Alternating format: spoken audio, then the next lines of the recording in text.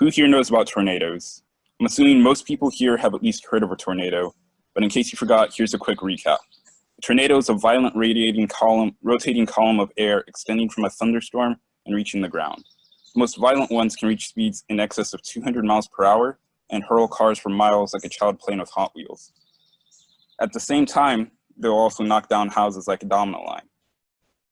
This is not something you'd want to experience. But to tell the truth, I have, and I can say from experience, it's not fun. On March 3rd, 2020, I went to bed at midnight, as per usual, expecting nothing but a relaxing day off from school ahead of me.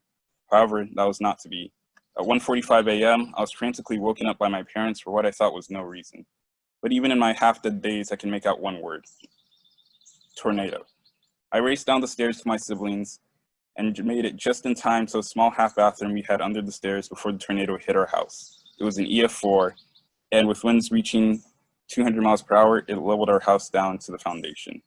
Our house wasn't the only one either. Our entire neighborhood of 20 plus houses suffered major damage, with the few still standing having to be demolished due to being a safety risk. That night, 25 people died across the state due to the tornadoes, 18 in my city, 8 in my neighborhood.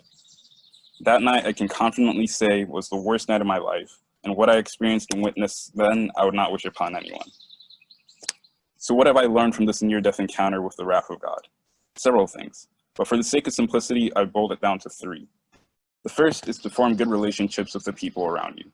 In the aftermath of the tornado, it was our neighbors who looked after us first. Emergency services responded fairly quickly, but were quickly spread thin and had trouble accessing people in the chaos of that night. So it was our neighbors who were our first line of support. Our lives were literally in the hand of our neighbors, and without them, it is quite possible I would not be here today talking to you. So form good relationships with the people around you, your neighbors. Secondly, don't spend your life doing things you'll regret. It's so easy to get trapped by dogma and to conform to societal expectations that by the time you've realized what happened, it may be too late.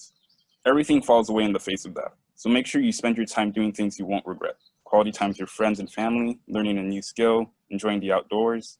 Whatever you do, just make sure you're not going to regret it later on. My final lesson is just saying thanks every day. Life can be hard, believe me, I know. And sometimes it just feels easy to give up. But somehow you've got to keep going, you've got to keep moving. And the best way to do this is to be grateful for what you have at the moment. Saying thank you for what you have really puts into perspective how far you've come and allows you to enjoy the life you're living. And so to end, I'll leave you with a quote from Oprah Winfrey. Be thankful for what you have and you'll end up having more. If you concentrate on what you don't have, you'll never ever have enough.